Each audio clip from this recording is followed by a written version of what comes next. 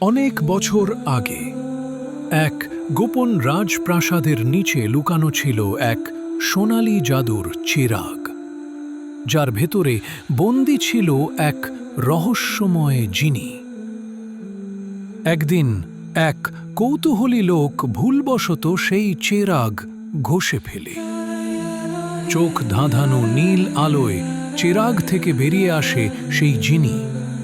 তার মুখে রহস্যময় হাসি, চোখে অদ্ভুত দৃষ্টি।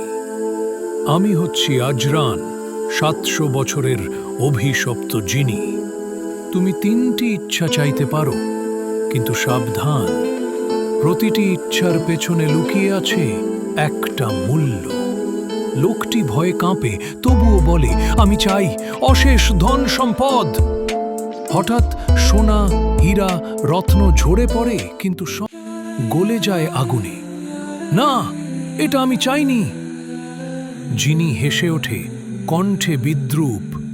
আমি তো বলেছিলাম, প্রতিটি ইচ্ছার পেছনে আছে এক মূল্য।